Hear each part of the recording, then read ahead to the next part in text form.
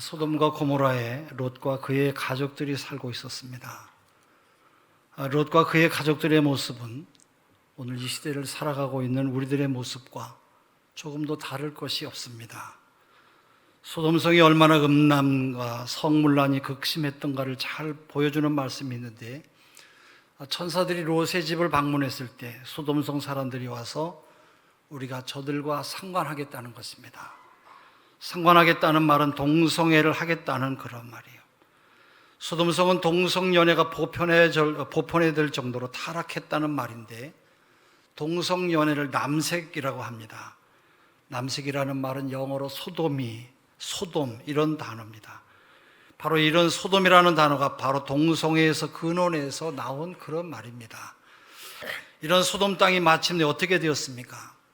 하늘에서 유황불이 내려와서 땅의 모든 사람들이 모두 다 심판을 받고 모든 사람들이 다 죽었습니다. 그 잔해가 오늘날 사해바다입니다.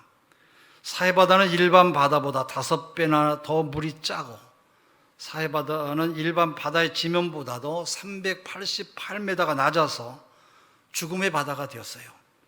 저주받은 땅이 소돔 땅입니다.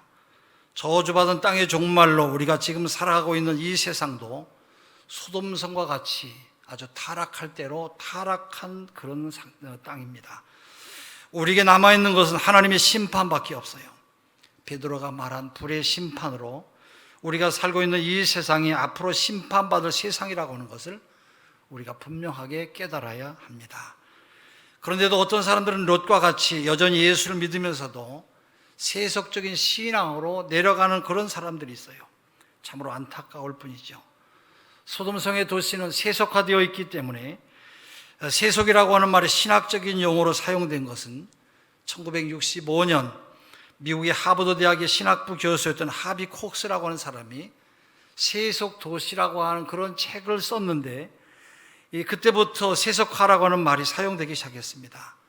교회에서도 세속 크리스찬, 세속화 신학, 세속화 신앙이라고 하는 이런 용어들이 그 이후부터 많이 논의가 되었습니다. 세속화라는 것은 인본주의 정신이나 사상을 말하는데, 이는 하나님이 없는 인간 중심의 세계를 바로 세속화라 그렇게 말합니다. 그래서 이 세속화의 내용을 보면 인간의 행복을 위해서 현재의 세상을 추구하는 것이에요. 현재를 위해서 바로 미래를 희생하라 그런 이야기입니다. 영원한 천국의 권리를 포기하고 세상의 헛된 것을 따라가는 사람을 세속화된 사람이라 그렇게 말해요. 그 결과는 음란과 마약과 방종과 폭력과 타락과 심판이에요. 이것이 오늘 우리가 살아가고 있는 우리들의 세상입니다. 그 하나가 롯이 왜 세속적인 소돔 땅으로 들어갔느냐? 현실적인 세속으로 달려간 것은 현실적인 상황 때문이에요. 롯은 아주 가축이 많았어요. 그는 가지고 있었던 재산도 아주 많았고, 그래서 삼촌이 아브라함과 바로 나뉠 때에 삼촌 아브라함이 내가 먼저 너 좋은 곳으로 가라 그렇게 말했어요. 그러자 눈에 보이는 곳에 소돔 땅이 평지고 풀이 많고 또 소를 잘 키울 것 같았어요. 그는 인간적인 욕심으로 소돔 땅을 선택한 것입니다. 우리가 무엇을 선택할 때에 선택을 잘 해야 됩니다. 롯처럼 세속적인 것을 먼저 생각하면 큰일 나지요. 믿음을 먼저 생각해야 되고, 그리고 하나님을 먼저 생각해야 합니다. 신앙을 먼저 생각하면서 결정할 때에 하나님의 도우심이 우리에게 있습니다. 우리가 세속적인 것 때문에 하나님을 떠날 때가 있어요. 교회를 떠나고 신앙을 팔아먹고 떠나게 되는데, 그것은 바로 결국은 멸망할 세상으로 내려가고 있다고 하는 것을 깨달아야 돼요. 그리하면 모두가 다 함께 죽습니다. 영혼도 죽고 우리의 육신도 죽고 우리의 가정도 모두가 다 파괴되고 마는 것이에요. 현실이 아무리 어렵고 힘들다고 할지라도 여러분 모두가 다 믿음으로 승리하는 믿음의 사람들이 되시기를 바랍니다. 또 하나는 소돔 땅을 선택한 것은 눈에 보이기에 좋았기 때문에 그래요. 롯이 아브라함을 떠날 때에 요단 들을 바라보니까 온 땅에 물이 넉넉했어요. 마치 여호와의 동산과 같고 애굽 땅 같아 보였어요. 소돔 땅이 얼마나 좋았으면 하나님의 동산 같았고 애굽과 같았겠습니까? 여기 같았더라고 하는 말은 실상이 아니고 허상이다는 그런 말이에요. 천당 같았다는 말이 아니라 천당이 아니라 허상이다, 그런 말입니다. 사막의 신기루처럼 우리에게 실상같이 보이는 것들은 모두가 다 허상입니다. 여러분이 꼭 기억하실 것은 바로 아름다움도 영원한 것이 아니고 우리의 건강도 계속해서 건강한 것이 아니라 우리는 반드시 우리에겐 다 노쇠할 때가 우리에게 다 다가올 것이요, 재산도 다 없어질 때가 올 것이고 우리의 자녀들도 다 떠날 때가 올 것입니다. 내가 가지고 있는 지위도 떠날 때가 올 것이고 우리가 추구하는 이 세상의 모든 것들은 다 허상이고 영원한 실상이 아닙니다. 그러나 그러한 허상 속에 롯이 들어간 것은 바로 그는 착각한 것이에요. 영원히 살 것이 아닌데도 영원히 살 것처럼 생각하고 속아서 착각했다는 그런 말이에요. 착각했을 때 나타나는 현상은 좋아 보이고 아름답게 보여요. 그래서 점점 끌려 들어가는 것이지요. 롯도 소돔과 고모라의 평지성에 머무르다가 장막을 옮겨서 소돔성까지 들어간 것입니다. 처음부터 소돔성에 들어간 것이 아니라 소돔성에 머무르면서 점점 옮겨서 소돔까지 들어간 것입니다. 이 말씀은 세속화되는 과정을 잘 말씀해 주고 있어요. 여러분, 사람이 한 번에 타락하지 않습니다. 정욕의 유혹도 조금씩 빠져들어가는 것이에요. 우리가 마약의 유혹도 한 번만 하다가 나중에는 거기에 깊이 빠져서 헤어나오지 못하는 것이죠. 그래서 그 다음은 아예 나오지를 못하는 것이에요. 유혹은 우리를 죽음으로 인도하는 마귀의 작전과 똑같아요. 우리가 그것을 깨달아야 됩니다. 우리는 이러한 유혹에 빠지지 않기 위해서 마귀의 종말이 결국은 어떻게 되는지 우리가 알아야 될 것입니다. 시편 1편 1절, 복 있는 사람은 악인의 길을 쫓지 않고 죄인의 길에 서지 않고 오만한 자의 자리에 앉지 않는다, 그렇게 말했어요. 복 있는 사람은 악을 따라가지 않습니다. 악이 있는 자리에 서지도 않고 앉지도 않습니다. 그러나 세속화되어 있는 사람은 악한 길을 계속해서 따라가요. 악한 길에 서 있게 되고 그러다가 주저앉고 마는 것이에요. 따라가다가 한패거리가 되어서 함께 그 자리에서 그냥 죽고 마는 것이에요. 죽는다는 것이에요. 악인의 길은 망하는 길이라고 했는데 그것은 세상으로 가는 길은 좋아도 끝은 망한다고 하는 것을 말씀하는 것입니다. 우리가 한 가지 꼭 잊지 말아야 될 것은, 비록 우리가 세속문화 속에 살고 있습니다마는 오늘 우리가 내려간다고 해서 우리의 신분이 바뀌어지는 것은 절대로 아니에요. 우리는 어떤 환경에 있을지라도 우리는 하나님의 백성이고 하나님의 자녀입니다. 롯은 그래도 하나님을 믿는 믿음의 사람이었어요. 성문에 앉아서 천사가 오니까 천사를 알아보았어요. 그래서 엎드려 절하고 그를 간청해서 자기의 집으로 모시고 가지요. 대접도 하고 손님으로 모셨는데 바로 이런 것은 믿음의 사람만이 하는 일이에요. 그러나 그는 세속에 깊이 물들어 있었기 때문에 천사가 지금 소돔성이 멸망하게 되었으니까 나가자고 했을 때 그는 머뭇거리고 있었어요. 그때 그의 손을 잡아 끌고 일어나서 겨우 그를 구원시켰습니다. 이게 오늘 세속 문화 속에 잠겨있는 우리들의 자화상이라고 말할 수가 있어요. 하나님은 자기 자녀를 찾아오시죠. 바로 천사를 보내서 살리려고 하십니다. 이것이 하나님과 우리와의 관계예요. 그러므로 롯은 구원을 받았습니다마는 그는 부끄러운 구원을 받았어요. 여러분, 오늘 왜 여러분 교회 나오셨습니까? 우리가 여기 나오지 않아도 예수 믿고 천국 갈 수 있는데 왜 나오셨습니까? 그것은 우리가 구원받은 성도입니다마는 부끄러운 구원을 받지 않기 위해서 이 자리에 나오게 된 것이에요. 영광스러운 구원을 받기 위해서 여러분이 나오신 것이에요. 우리가 세속 도시 가운데 산다고 할지라도 하나님의 손길을 잊지 마시고 항상 그 하나님의 은혜에 항상 감사하는 믿음의 사람들이 되시기를 바랍니다. 또 하나는 우리가 롯과 같이 되지 않기 위해서 이 시대를 우리가 어떻게 살아야 되느냐, 그 하나는 하나님의 말씀을 붙잡아야 돼요. 홍수가 났을 때 바위나 큰 나무를 붙잡으면 살 수가 있어요. 그와 같이 흔들리지 않는 것을 잡아야 되고 또 영원히 변하지 않는 주님의 말씀을 붙잡아야 됩니다. 어제나 오늘이나 영원토록 동일하신 십자가의 주님을 붙들고 또 그분을 바라보면서 살아야 됩니다.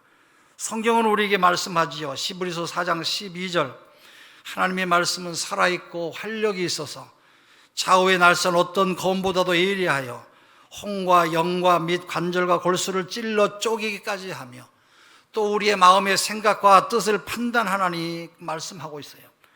하나님의 말씀은 살아있는 능력의 말씀이에요. 우리 인간의 모든 부분을 찔러서 쪼개시고 우리의 마음과 생각과 뜻을 판단하세요. 그러므로 우리는 하나님의 말씀을 붙들고 우리 모두가 이 세상을 힘있게 살아갈 때에 세속적인 신앙에서 우리가 벗어날 수가 있습니다. 또 하나는 날마다 회개해야 돼요. 방앗간 옆에 있으면 방앗간에서 날리는 흰 가루먼지 때문에 가만히 있어도 머리가 자연적으로 흰머리가 돼요. 하얗게 되지요. 옷에도 하얀 먼지가 앉고, 그러면 그 옷을 털든지 아니면 세탁을 해야 됩니다. 우리가 이 세상에 살고 있는 한 아무리 내가 조심을 한다고 할지라도 우리가 듣고 보는 것이 모든 것이 다 죄이기 때문에 우리의 마음이 더러워지게 되어져 있어요. 이처럼 더러워진 우리의 마음을 주님 앞에서 나와서 날마다 씻어야 됩니다. 그것을 우리는 성경은 회개라고 말해요. 하나님은 회개하는 영혼을 기뻐하시고 회개하는 영혼을 축복하세요. 그 다음에 세상과 구별되게 우리가 살아야 됩니다. 배가 물에 뜨기 위해서는 물과 구별이 되어야 돼요. 여러분, 영화에 보셨습니까? 타이타닉호가 왜 침몰했습니까? 빙산에 충돌하면서 거기에 물이 스며들면서 결국 그 타이타닉호는 바로 침몰하게 된 것이에요. 오늘 세속의 물결이 교회 안에 들어오고 있어요. 세속의 문화가 여러분의 심령 속에 들어오면 여러분의 심령은 침몰할 수밖에 없어요. 아마도 여러분은 타이타닉호가 침몰하는 것을 영화로 아마 보셨을 것이에요. 리더스 다이제스트의 타이타닉호가 침몰되는 과정을 자세하게 조사한 기록이 나오는데, 그때 옆을 지나가던 다른 배들이 그 항로를 조심하라고 계속 경고를 했다고 그래요. 그러나 타이타닉호는 경고를 무시하고 가다가 결국은 빙산에 부딪혀서 물속으로 침몰하고 만 것이에요. 우리가 이 땅에 살아가면서 목사의 경고를 계속해서 여러분 귀 기울여 들으세요. 말씀에 여러분 경고를 그냥 무시하지 마세요. 여러분의 마음속에 꿈틀대는 양심의 경고 소리를 여러분 무시하지 마세요. 그래야만 우리가 거룩한 사람으로 구별되어 살아갈 수가 있습니다. 그 다음에는 영성훈련이에요. 우리는 이 세상에서 세속 문화를 지배하고 있는 마귀와 싸우는 하나님의 군대들이에요. 여러분, 군대는 훈련받지 않고는 절대로 군사가 될 수가 없어요. 그 훈련은 바로 영성훈련입니다. 교회가 여러분에게 시행하고 있는 영적인 신앙 교육이에요. 여러분의 자녀들이 교육받지 않고서는 절대로 제대로 된 사람이 될 수가 없어요. 하나님의 자녀도 교육받지 않고는 절대로 인격적인 신앙이 될 수가 없어요.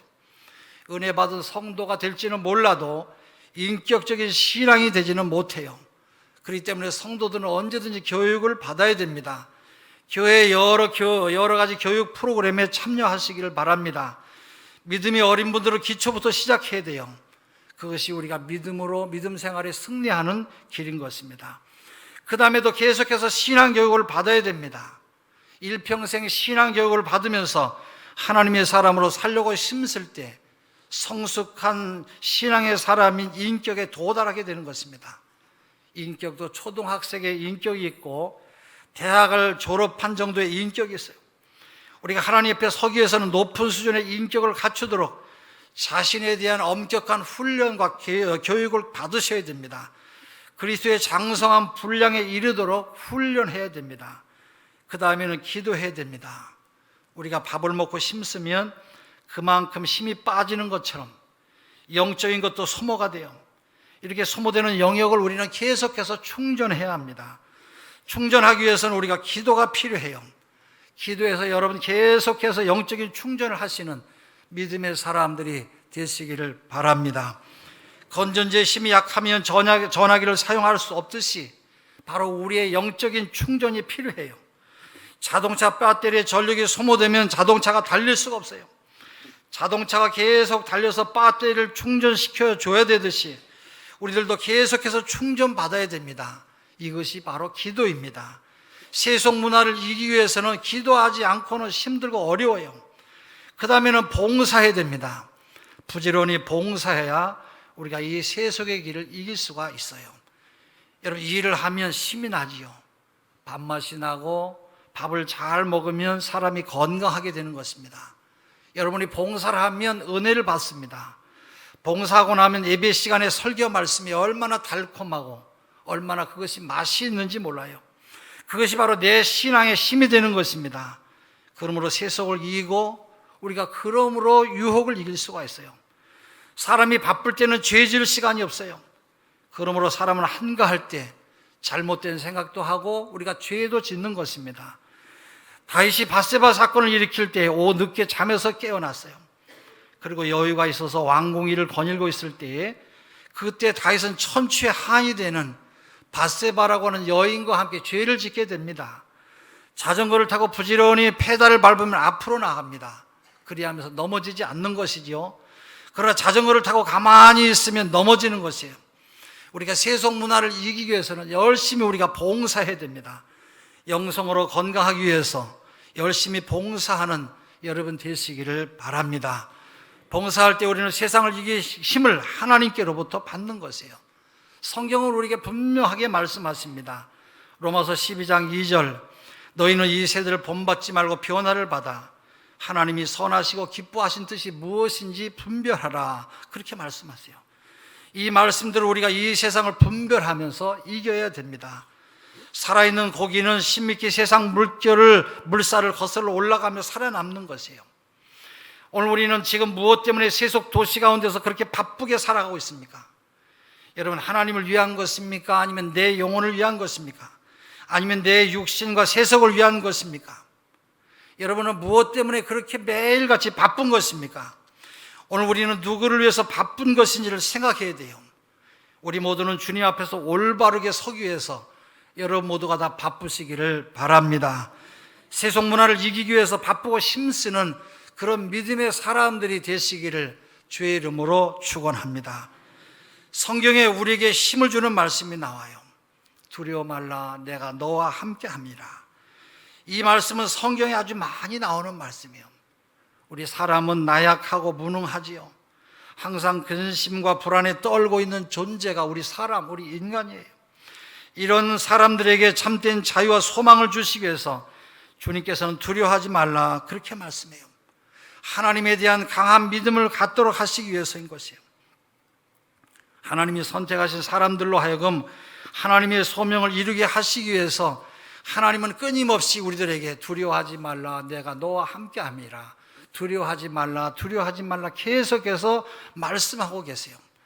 떨기나무 앞에서 두려움에 떨고 있는 모세에게 하나님은 말씀을 통해서 위로와 안심을 주세요. 그의 마음을 강건하게 하세요. 이제 내가 너를 바로에게 보내어 너에게 내 백성 이스라엘 자손을 애굽에서 인도하여 내게 하리라. 나는 스스로 있는 자니라. 할렐루야. 하나님은 모세에게 민족 해방의 사명을 부여하셨어요. 그의 뒤를 이은 여호수아에게도 똑같은 말씀을 통해서 가나안 땅 정복의 꿈을 이루도록 사명을 주셨어요. 그 밖에도 구약성경의 여러 예언자들을 통해서 하나님은 쉴 새 없이 계속해서 이 말씀을 선포하고 계세요. 루마니아의 차우세스쿠 대통령은 공산 독재하에서 인권 자유를 외치다가 박해를 받아서 투옥된 리처드 범브런트 목사님이 옥중에서 성경을 읽었어요. 이 리처드 범브런트 목사님은 성경을 읽다가 두려워하지 말라고 하는 말씀이 성경에 수도 없이 나왔어요. 도대체 몇 번이나 있는가 세어봤더니 꼭 365번이 쓰여져 있었다고 그래요. 감옥에 갇혀서 절망에 빠지고 앞니를 근심했던 리처드 범브런트 목사님은 하나님은 1년 360을 하루도 빠짐없이 내가 너를 지켜주신다고는 이 놀라운 진리가 무한한 감동과 그에게 힘을 주었어요. 그러하여금 핍박받는 루마니아의 민중이 자유와 해방을 위해서 더욱더 위대한 투쟁을 벌여나가게 되었다고 합니다. 그렇습니다. 우리는 결코 두려워해서는 안 돼요. 바로 우리의 인생이 고달프고 우리의 미래가 불확실해요. 그렇다고 할지라도 좌절하거나 물러서지 마시고 담대하게 나아가야 됩니다. 우리에게 밀려오는 환난이나 폭풍우 속에서도 우리는 365일 내내 우리와 항상 함께 하시는 그 하나님을 확실히 믿는 하나님의 사람들이 되시기를 바랍니다. 그리고 우리 앞에 놓여있는 모든 어려움과 정면 대결해 나가야 돼요. 밀려오는 고난과 역경 앞에서도 여러분 절대로 굴복하지 마시고 하나님을 바라볼 수 있는 믿음이야말로 진정한 예수 그리스도에 대한 확실한 믿음을 갖는 것이에요. 이러한 믿음은 우리의 운명을 바꾸는 강철과 같은 귀한 믿음이지요.